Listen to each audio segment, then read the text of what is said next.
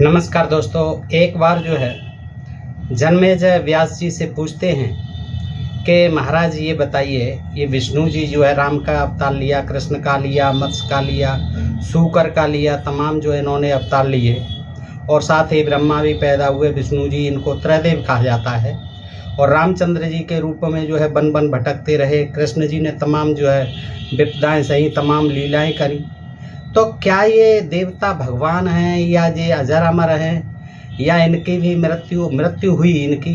तो क्यों हुई जबकि ये भगवान कहे जाते हैं, देवता कहे जाते हैं, अजर अमर कहे जाते हैं? तो दोस्तों देखिए, आज का ये प्रसंग जो है यही बताएगा कि व्यास जी के मुख से आप जानें कि ये ब्रह्मा, विष्णु, महेश और उनके अवतार राम, कृष्ण आदि और अन्य सभी देवी देवता ये बिल्कुल भी अजर अमर नहीं है और बिल्कुल जो है इनके बारे में जो धारणा है कि ये भगवान हैं या ईश्वर हैं, ऐसा कुछ भी नहीं है। ये साधारण मनुष्यों की तरह देवदारी बनकर अवतरित होते रहे और मरते रहे। दोस्तों आज यही प्रसंग है व्यास जी के मुख से और उनकी शंका का समाधान है। दोस्तों बड़ा रोचक प्रसंग है और आपसे अनुरोध करूंगा कि आप इस प्रसंग को जरा सुन लीजिए।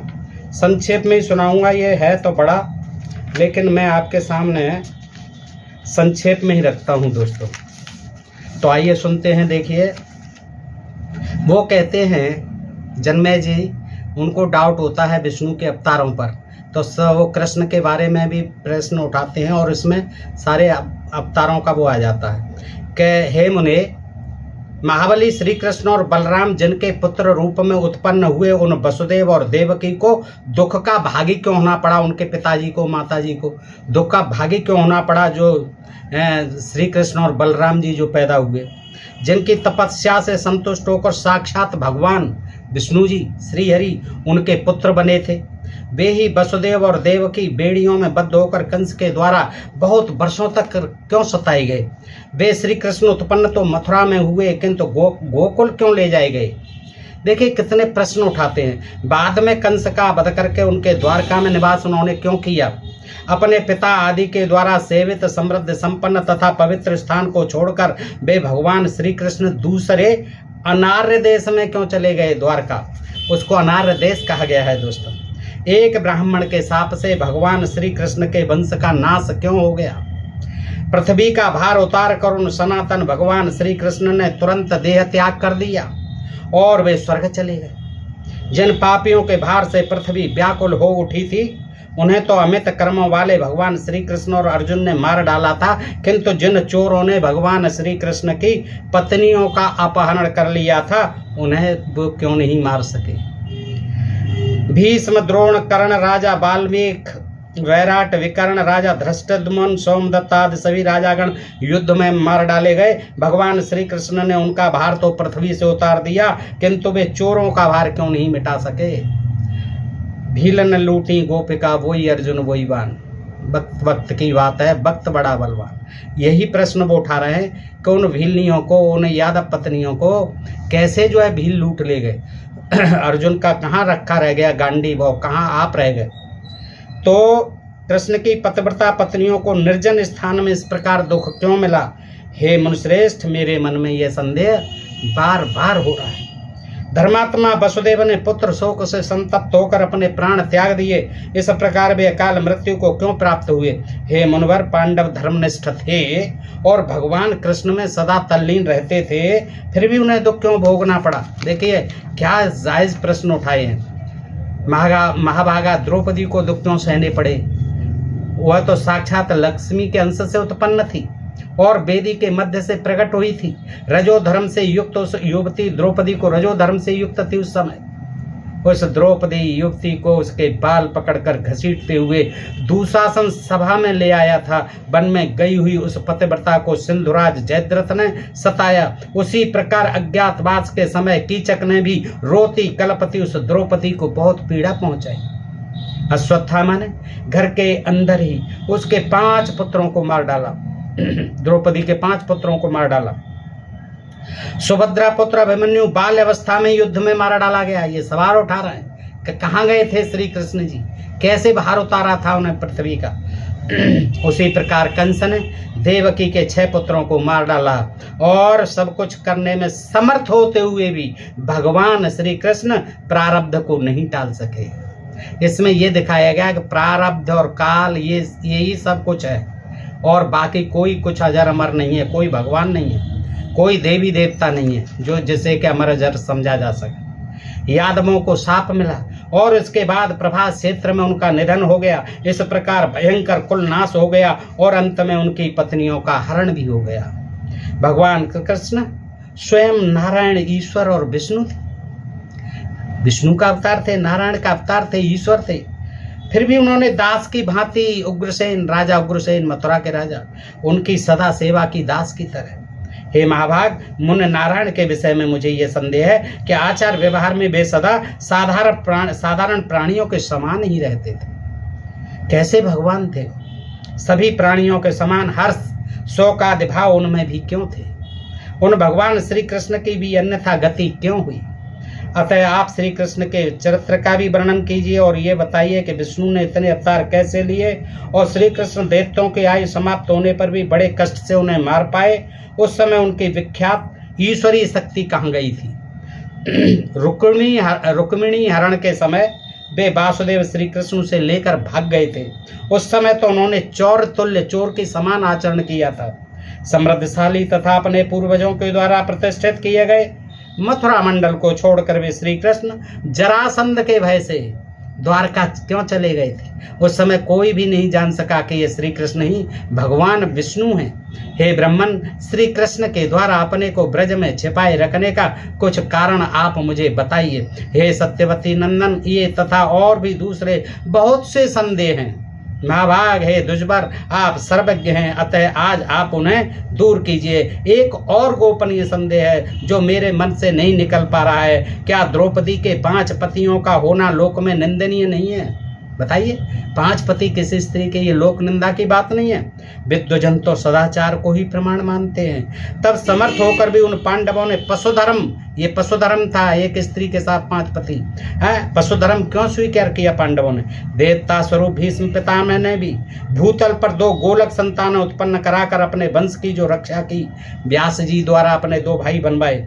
क्या यह उचित है? मुनियों के द्वारा जो धर्म निर्णय प्रदर्शित किया गया है कि जिस किसी भी उपाय से पुत्र उत्पत्ति करनी चाहिए, नियोग आदि द्वारा जैसे भी बने तैसे, यज्ञ आदि के द्वारा, ये धिक्कार नहीं है, ये धिक्कारने योग्य नहीं है।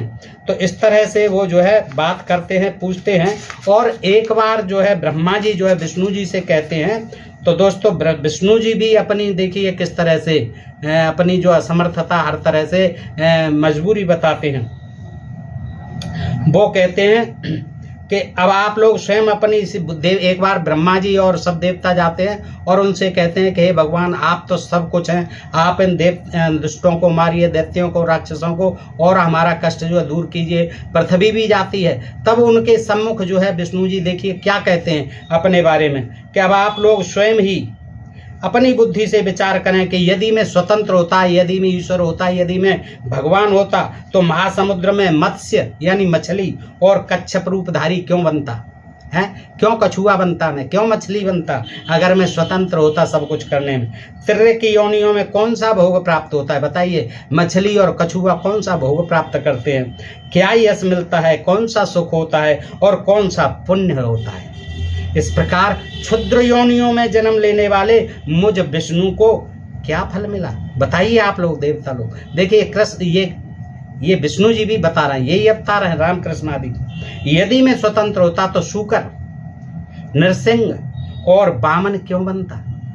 इसी प्रकार हे पितामह, मैं जमदग्नि पुत्र, ब्रह्मा जी से बता रहे हैं, देवता खड़े हैं, सभी पृथ्वी खड़ी है, कि मैं जमदग्नि पुत्र परशुराम के रूप में उत्पन्न क्यों होता? देखिए, विष्णु का ही अवतार थे परशुराम जी महाराज, ब्राह्मण देव। हाँ, विष्णु जी भी खुद ब्राह्मण थे दोस्तों। तो परशुराम के रूप में क्यों उत्पन्न होता? इस भूतल पर मैं क्षत्रियों के संहार जैसा नृशंस कर्म क्यों करता और उनके रुधिर से समस्त सरोवरों को क्यों भर डालता? उस समय में जमदग्नि पुत्र परशुराम के रूप में जन्म लेकर एक श्रेष्ठ ब्राह्मण होकर भी युद्ध में क्षत्रियों का संहार क्यों करता और घोर निर्दयी बनकर गर्भस्थ शिशुओं तक को भला क्यों मारता? दोस्तों, श्रीमद् देवी भागवत पुराण है दोस्तों। और देखिए, इससे भी ज्ञात हो रहा है कि किस तरह से जो है परशुराम जी ने जो है गर्भस्थ शिशुओं तक को मारा था, क्षत्रियों को तो मारा ही मारा था, और फिर उनकी स्त्रियों से जो है बच्चे भी पैदा किए, और कहा गया कि ये क्षत्रिय जो है हम ब्राह्मणों की संतान हैं दोस्तों। ये श्रीमद् देवी भागवत महापुराण प्रथम खंड गीता प्रेस गोरखपुर है दोस्तों। इसमें जो है चतुर्थ स्कंद में ये विवरण दिया हुआ है, इससे मैं आपके समक्ष रख रहा हूँ। तो देखिए क्या कह रहे हैं विष्णु जी, अपनी सारी बात बता रहे हैं कि मैं अगर ऐसा ही होता तो परशुराम बन करके इतने क्षत्रियों को क्यों मार डालता, क्यों मैं सूकर का जन्म लेता, क्यों मैं मत्स्य का जन्म लेता, क्यों मैं कछुआ बनता, यानी ये सब तरह की योनियां हैं, इनमें अधम योनियों में मैं क्यों जन्म लेता, इससे मुझे क्या फल मिला, और क्यों ही मैंने इन क्षत्रियों का नाश किया परशुराम बन करके, और क्यों ही उनके गर्भस्थ शिशुओं को भला क्यों मारता। अब दोस्तों, जब लोग पढ़ते हैं अरे यार ये क्या आप जो है अपनी तरफ से परशुराम जी का ये कर रहे हो, ये चरित्र हनन कर रहे हो, ये कर रहे हो, ये सारे ग्रंथों में लिखी हुई हैं बातें। एक वीडियो बनाया उसमें ये बता दिया, सब जो है तमाम कमेंट गाली देने लगे हैं। ये लोग जो है इतने पाखंडी हैं, इतने जो है इनका जो है समर्थन करने वाले हैं, आज भी इनके दिमाग में वो ही मानसिकता घुसी हुई है। ये देखिए मैं इसमें से पढ़ रहा हूँ, इसमें भी परशुराम का, और खुद विष्णु जी कह रहे हैं, इसमें विष्णु जी अपने मुंह से कह रहे हैं, सारे देवता ब्रह्मा जी को सुना रहे हैं, ब्रह्मा जी को संबोधित करते हुए कह रहे हैं कि उस समय में जमदग्नि पुत्र परशुराम के रूप में जन्म लेकर एक श्रेष्ठ ब्राह्मण होकर भी, इन्होंने ब्राह्मण होकर ही जन्म लिए, क्षत्रिय वैश्य शूद्र में कोई जन्म नहीं लिया। और क्षत्रिय जन्म लिया तो महावीर और बुद्ध उनको जो है ये मानते नहीं, उनको ये तो मानते ही नहीं कि कुछ है, अपने स्वार्थ के लिए उन्हें देवता जरूर बना देते हैं बुद्ध जी को। लेकिन एक श्रेष्ठ ब्राह्मण होकर भी युद्ध में क्षत्रियों का संहार क्यों करता, और घोर निर्दयी बनकर गर्भस्थ शिशुओं को भला क्यों मारता। देखिए, तत कथम जमदग्नियस्य पुत्रो भूत्वा द्विजोत्तमः क्षत्रियान्नः नाजो निर्दयो गर्भ नावापि, 40वां श्लोक है। साफ लिखी हुई है सारी चीजें, हम अपनी तरफ से कोई चीज नहीं कहते। इसी में जो लिखी हुई इन ग्रंथों में जो इन्हीं के द्वारा जो लिखी हुई हैं वही बात हम पढ़ते हैं, फिर भी तमाम ज्ञान देने आ जाएंगे, तमाम जो है इस तरह की गाली गलौज करने, मारने तक की धमकी देने आ जाएंगे। अरे भाई पढ़ो तो सही, ये आपके पुरखे दादाओं ने ये क्या लिख रखा है? हे देवेंद्र, आगे क्या कहते हैं, हे देवेंद्र, इंद्र भी खड़े हैं, राम का अवतार लेकर मुझे दंडक वन में पैदल विचरण करना पड़ा। देखिए अपनी मजबूरी बता रहे हैं विष्णु जी। गेरुआ वस्त्र धारण करना पड़ा और जटा बलकलधारी बनना पड़ा। उस निर्जन वन में असहाय रहते हुए तथा पास में बिना किसी भोज्य सामग्री के ही निर्लज्ज होकर आखेट करते हुए मैं इधर उधर भटकता रहा। इससे मालूम पड़ता है दोस्तों कि किस तरह से आखेट भी करते थे। देखिए कह रहे हैं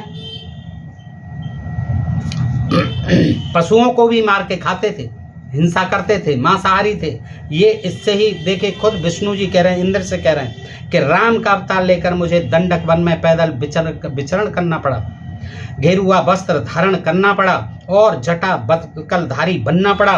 उस निर्जन वन में असहाय रहते हुए, असहाय थे हम, मजबूर थे, पास में बिना किसी भोजन सामग्री, जंगल में हमारे लिए कोई भोजन सामग्री नहीं थी, खाने को कुछ भी नहीं था, और निर्लज्ज होकर हमें बेशरम बनकर आखेट करते हुए इधर उधर भटकता रहा, शिकार करते हुए।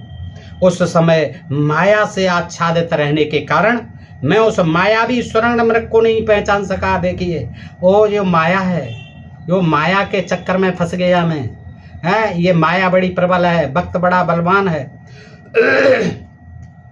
उस समय माया से आच्छादित रहने के कारण उसमें मायावी सोने के मृग को नहीं पहचान सका। देखिए कितनी क्लियर बात कह दी है, स्पष्ट बात कह दी है विष्णु जी ने।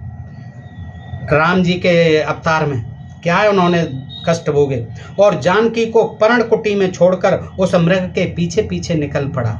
मेरे बहुत मना करने पर भी प्राकृत गुणों से व्यामुग्ध होने के कारण लक्ष्मण भी उस सीता को छोड़कर मेरे पद चिन्हों का अनुसरण करते हुए वहां से निकल पड़े। तदनंतर कपट स्वभाव राक्षस रावण ने भिक्षुक का रूप धारण करके शोक से व्याकुल जानकी का तत्काल हरण कर लिया। तब दुख से व्याकुल होकर मैं बन बन भटकता हुआ रोता रहा और अपना कार्य सिद्ध करने के लिए मैंने सुग्रीव से मित्रता की। अपना कार्य सिद्ध करने मतलब साधने के लिए मैंने सुग्रीव से मित्रता की। मैंने अन्याय पूर्वक, देखिए मान रहे हैं वो, मैंने अन्याय पूर्वक बाली का वध किया। देखिए कितनी सच्चाई, कट सच्चाई। विष्णु जी जो है सारे देवी देवताओं को सुना रहे हैं, खड़े हैं सामने, ब्रह्मा जी, इंद्र आदि देवता। तो मैंने अन्याय पूर्वक बाली का वध किया, छिप करके बेचारे को मारा है और उसे साप से मुक्ति दिलाई। और इसके बाद वानरों को अपना सहायक बनाकर लंका की ओर प्रस्थान किया। वहां युद्ध में मैं तथा मेरा छोटा भाई लक्ष्मण दोनों ही नागपाशों से बांध दिए गए। देखिए हम दोनों को अचेत पड़ा देखकर सभी वानर आश्चर्यचकित हो गए। तब गरुड़ ने आकर हम दोनों भाइयों को छुड़ाया। गरुड़ ने आकर के हमारा नागपाश काटा और उसको हमको छुड़ाया। उस समय मुझे महान चिंता होने लगी कि दैव अब न जाने क्या करेगा, दैव ऊपर वाला अब न जाने क्या करेगा, ईश्वर जाने।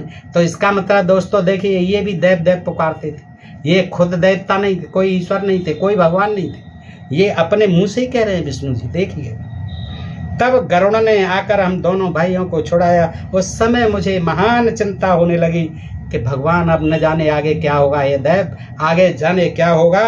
राज्य छिन गया, वन में वास करना पड़ा, पिता की मृत्यु हो गई और प्रिय सीता हर ली गई। युद्ध कष्ट दे ही रहा है, अब आगे देव न जाने क्या करेगा। बार बार यही कह रहा है, कितना मुझे कष्ट झेलना पड़ा। हे देवतागण, देवताओं को संबोधित कर रहे हुए कहते हैं, सर्वप्रथम दुख तो मुझे राज्य विहीन का वनवास हुआ। सबसे बड़ा दुख तो यही था कि मुझको जो है वनवास हुआ। वन के लिए चलते समय राजकुमारी सीता मेरे साथ थी और मेरे पास कोई धन भी नहीं था। बिल्कुल जो है ऐसे ही चल दिए थे सब कुछ छोड़ के। वन जाते समय पिताजी ने मुझे एक कौड़ी भी नहीं दी। देखिए शिकायत कर रहा है, मुझे कुछ नहीं दिया पिताजी ने, और असहाय तथा धन विहीन मैं पैदल ही निकल पड़ा, कुछ नहीं था मेरे पास। उस समय क्षत्रिय धर्म का त्याग करके व्याधि वृत्ति के द्वारा मैंने उस महावन में 14 वर्ष व्यतीत किए। सच्चाई जाननी है विष्णु जी की, राम कृष्ण की, तो दोस्तों ये मद्देवी भागवत पढ़िए, श्रीमद देवी भागवत, ये बिल्कुल सच्चाई है। उन्होंने क्या कहा, पिताजी ने मुझे एक ढेला नहीं दिया, खाली जेब चल पड़ा, कुछ नहीं था, बेशरम बन करके आखेट करता रहा, जानवर खा खा के मांसाहार करके अपने दिन काट रहा था। वहाँ जंगल में कुछ नहीं मिलता था कंदमूल फल के सिवाय। फिर उस समय मैंने क्षत्रिय धर्म का त्याग कर दिया और व्याध वृत्ति, बहेलिया बन गया, व्याध बन गया, व्याध वृत्ति करने लगा मैं। यानी व्याध का काम क्या होता है, व्याध की वृत्ति क्या होती है, पशुओं को मारना और खाना, तो ये व्याध वृत्ति होती है। और इंसानों को भी मारना, बहेलिया बनकर, कोई भी नहीं छोड़ा। जो भी राक्षस, जो भी जनजाति का आदमी जंगल में आया, ताड़का जैसी स्त्रियां आई और सुपर्णखा जैसी आई, उनके नाक कान काट लिए, उनको मार दिए। तो ये जो है वो अपने मुंह से ही कह रहे हैं कि मैंने क्षत्रिय धर्म का तो पालन त्याग कर दिया और फिर व्याध वृत्ति के द्वारा उस महावन में मैंने इसी तरह से 14 वर्ष व्यतीत किए। तदनंतर भाग्यवश युद्ध में मुझे विजय प्राप्त हुई। भाग्यवश, मेरे इस कर्म से नहीं, भाग्यवश, भाग्य पर भरोसा करते थे भगवान विष्णु, राम, कृष्ण सभी। और वह महान असुर रावण मारा गया। इसके बाद मैं सीता को ले आया और फिर मुझे अयोध्या प्राप्त हो गई। इस प्रकार जब मुझे संपूर्ण राज्य मिल गया, तब कौशल देश पर अधिष्ठित रहते हुए मैंने वहां पर कुछ वर्षों तक सांसारिक सुख भोग का उपभोग किया। इस प्रकार पूर्व काल में जब मुझे राज्य प्राप्त हो गया, तब मैंने लोक निंदा के भय से वन में सीता का परित्याग कर दिया, लोक निंदा के भय से। इसके बाद मुझे पुनः पत्नी वियोग से होने वाला भयंकर दुख प्राप्त हुआ। वह धरानंदिनी सीता पृथ्वी को भेद कर पाताल में चली गई। इस प्रकार रामा अवतार में भी मैं परतंत्र होकर निरंतर दुख पाता रहा, तब भला दूसरा कौन स्वतंत्र हो सकता है, बताइए। जब मैं ही परतंत्र होकर के, दूसरे का गुलाम होकर के, बंधन में बंध करके, उसे वक्त कह लीजिए, माया कह लीजिए, उसमें बंध करके मैं ही खुद परतंत्र बना रहा, गुलाम बना रहा, मैं अपने को स्वतंत्र कैसे कह सकता हूँ? तो किसी और को कहना कैसे संभव है स्वतंत्र कहना। तत्पश्चात काल के भसीभूत होकर मुझे अपने भाइयों के साथ स्वर्ग जाना पड़ा। सरयू में डूब करके उन्होंने आत्महत्या की है, पूरी अयोध्या को आत्महत्या करा दी। और डूब करके जाना पड़ा, अपने भाइयों के साथ स्वर्ग जाना पड़ा। अतः कोई भी विद्वान पराधीन व्यक्ति की क्या बात करेगा। पराधीन सपने हो सुख नहीं, कर विचार देखो मन में। इसलिए कहते हैं भैया हम सब पराधीन हैं, भक्त के पराधीन हैं, भक्त बड़ा बलवान है। हे कमलोद्भव यानी ब्रह्मा जी, आप यह जान लीजिए कि जैसे मैं परतंत्र हूँ वैसे ही आप, शंकर तथा अन्य सभी बड़े बड़े देवता भी निश्चित रूप से परतंत्र हैं।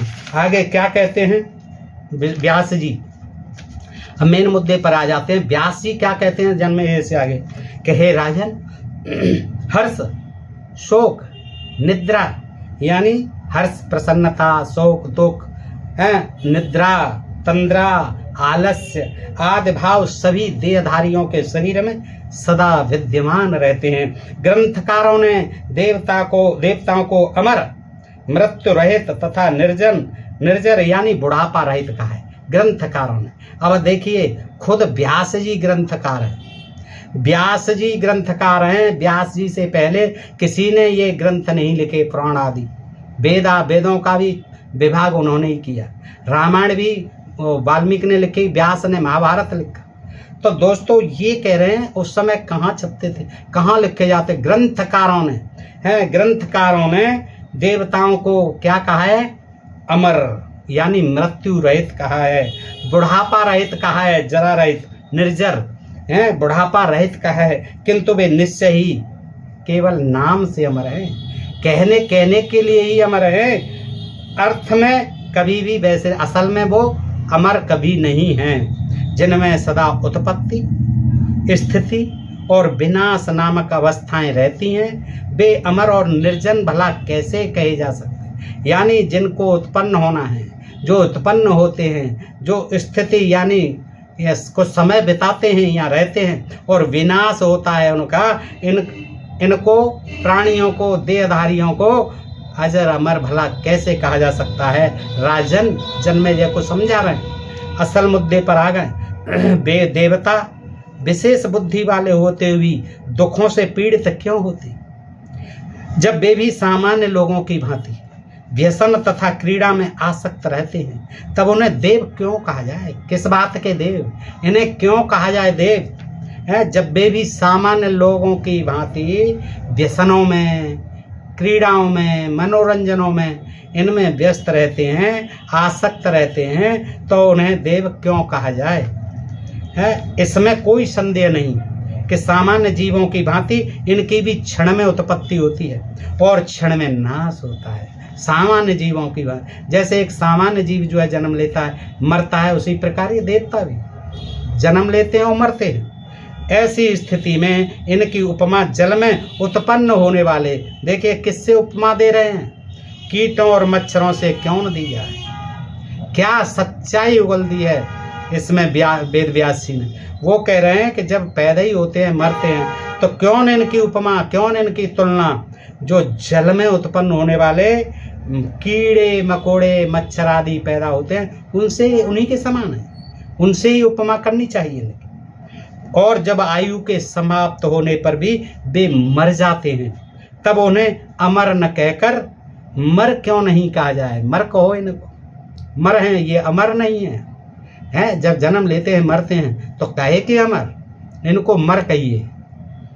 कुछ मनुष्य 1 वर्ष की आयु वाले और कुछ 100 वर्ष की आयु वाले होते हैं। उनसे अधिक आयु वाले देवता होते हैं और उनसे भी अधिक आयु वाले ब्रह्मा कहे गए हैं। ब्रह्मा से भी अधिक आयु वाले शिव हैं और उनसे भी अधिक आयु वाले विष्णु हैं। देखिए उम्र बता रहा है। अंत में वे भी नष्ट होते और इसके बाद वे फिर से क्रम से उत्पन्न होते हैं, जन्म लेते हैं और अन्य जीवों की तरह कभी राम बनते हैं, कभी कृष्ण बनते हैं, कभी कुछ बनते हैं, सभी जन्म लेते हैं और उत्तरोत्तर बढ़ते हैं। हे राजन, निश्चित रूप से सभी देहधारियों की मृत्यु होती है और मरे हुए प्राणी का जन्म होता है।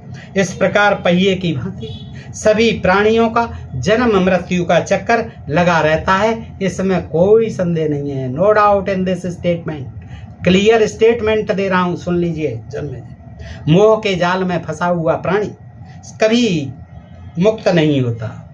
अब ये दावे करते हैं मुक्त कर देंगे, मोक्ष हो जाएगा, उद्धार हो जाएगा। तमाम ये बाबावाई, तमाम ये कथावाचक उल्टे सूधे भ्रमित कर रहे हैं जनता को। वो व्यास जी खुद लिख गए हैं, इसको पढ़ लीजिए, शास्त्रों में फिर इसके देखिए बिल्कुल सच्चाई है, इसको पढ़िए। वो क्या कह रहे हैं कि मोह के जाल में फंसा हुआ प्राणी कभी मुक्त नहीं होता, क्योंकि माया के रहते मोह का बंधन नष्ट नहीं होता है। कितना ही बड़ा तपस्वी हो, कितना ही बड़ा राजा हो, कितना ही बड़ा अवतार हो, कितना ही बड़ा देवी देवता, कोई इस माया मोह से मुक्त नहीं होता, कभी उसका जो है उद्धार नहीं होता। हे राजन, आगे कहते सृष्टि के समय ब्रह्मा आदि सभी देवताओं की उत्पत्ति होती है और कल्प के अंत में क्रमशः उनका नाश भी हो जाता है। इसलिए ये भी कोई विशेष देवी देवता नहीं, कोई विशेष ईश्वर भगवान नहीं, ये साधारण कीड़े मकोड़ों की तरह है। आपने देखा सुना कि जल में पैदा होने वाले कीट मच्छर आदि के समान है, ये साधारण जीवों के समान है। क्योंकि ब्रह्मा आदि की भी उत्पत्ति होती है सृष्टि के आरंभ में, और देवताओं की भी उत्पत्ति होती है, और कल्प के अंत में, उस युग के अंत में उनका भी नाश हो जाता है। हे नप, जिसके नाश में जो निमित्त बन चुका है उसी के द्वारा उसकी मृत्यु होती है। निमित्त बनना है बस, कि उसने देवी ने मार दिया, उसने कृष्ण ने कंस को मार दिया, राम ने रावण को मार, ये तो निमित्त बनते हैं। इस असल में बात यह है कि विधाता ने जो रच दिया है वह अवश्य होता है, इसके विपरीत कुछ नहीं होता। जन्म, मृत्यु, बुढ़ापा, रोग, दुख अथवा सुख जो सुनिश्चित है वह उसी रूप में अवश्य प्राप्त होता है, इसके विपरीत दूसरा कोई सिद्धांत है ही नहीं। देखिए, जन्म, मृत्यु, बुढ़ापा, रोग, दुख, सुख जो सुनिश्चित है, जो जन्म के साथ सुनिश्चित हुआ है और सबके साथ है, ये जन्म लेना, मृत्यु होना, बुढ़ापा, रोग, दुख, सुख, इससे कोई नहीं प्राणी बचता है। इसके विपरीत कोई दूसरा सिद्धांत है ही नहीं। और देखिए वो क्या कहते हैं, प्रत्यक्ष दिखाई देने वाले सूर्य, चंद्रदेव सबको सुख प्रदान करते हैं, किंतु उनके शत्रु राहु और केतु उन्हें होने वाली पीड़ा बहुत सताती है। सूर्य पुत्र शनिश्चर मंद और चंद्रमा क्षयरोगी तथा कलंकी, देखिए सबकी पोल खोल रहे हैं। सूर्य पुत्र शनिश्चर मंद बुद्धि का है और चंद्रमा क्षयरोगी है, कलंकी है, ये कहे जाते हैं। हे राजन, देखिए बड़े बड़े देवताओं के भी विषय में विधि का विधान अटल है। ब्रह्मा जी वेद कर्ता, जगत की सृष्टि करने वाले तथा सबको बुद्धि देने वाले हैं, किंतु वे भी सरस्वती को देखकर विकल हो गए। सरस्वती को देखकर विकल हो गए और अपनी पुत्री को अपनी पत्नी बना लिया, ब्रह्माणी बना लिया सरस्वती। जब शिव जी की भार्या सती, आप शिव जी पर आ जाइए, ब्रह्मा जी की हो गई, अपने शरीर को दग्ध करके जला करके मर गई, तब लोगों का दुख दूर करने वाले होते हुए भी शिव जी शोक संतप्त तथा पीड़ित हो गए। उस समय काम अग्नि से, देखिए वो तो मर गई, लेकिन वो किससे जले, वो तो आग में जल के, यज्ञ वेदी में जल के मर गई सती जी, लेकिन वो काम अग्नि से तप्त हो गए। उस समय भी काम अग्नि से जलते हुए देवालय शिव जी यमुना नदी में कूद पड़े। तब हे राजन, उनके ताप के कारण यमुना जी का जल श्याम वर्ण का हो गया, अर्थात काले रंग का हो गया। आज तक दोस्तों आपको पता नहीं होगा, हम तो ये समझते थे कि प्रदूषण से काला हो रहा है यमुना जी का जल, लेकिन आज जान लीजिए, व्यास जी महाराज के मुख से जान लीजिए कि ये श्याम वर्ण जो है, काला रंग पानी का क्यों है। ये प्रदूषण से इसका कुछ लेना देना नहीं है। ये तो जब सती जी जल गई हैं और जलने पर उनको कामाग्नि सताई और कामाग्नि से बहुत जल रहे थे, तब वो कूद पड़े आग बुझाने के लिए, कामाग्नि को बुझाने के लिए यमुना जी में, और यमुना जी में कूदते ही यमुना जी का जल काले रंग का हो गया। देखिए एक नई नई बात निकलेगी आपको सीखने को। भृगु के, देखिए भृगु के वन में जाकर जब वे शिव जी दिगंबर होकर, नंगे होकर विहार करने लगे, उनकी पत्नियों से रमण करने लगे, तब भृगुमुनि ने अतीव आतुर कामातुर उन शिव जी को शाप दे दिया कि हे निर्लज्ज, तुम्हारा लिंग अभी कट कर गिर जाए। और तभी से लिंग पूजा शुरू करा दी इन भृगु आदि ऋषियों ने। तब शांति के लिए शिव जी ने दानवों के द्वारा निर्मित बावली का अमृत पिया है, तब शांति के लिए शिव जी में शांति नहीं मिल रही थी। फिर उन्होंने दानवों के द्वारा जो बनवाई गई थी, देखिए उन्होंने दानवों का पानी पिया शिव जी ने, जब उनका तो पानी पीना ही नहीं था किसी को, लेकिन क्योंकि वो अनार्यों के इष्ट कहे गए, देवता कहे गए, और अनार्य ही थे, उनकी वेशभूषा, खान पान, रहन सहन सब कुछ, तो उन्होंने क्या किया, अनार्यों के द्वारा, दानवों के द्वारा निर्मित बावली का पान अमृत पिया।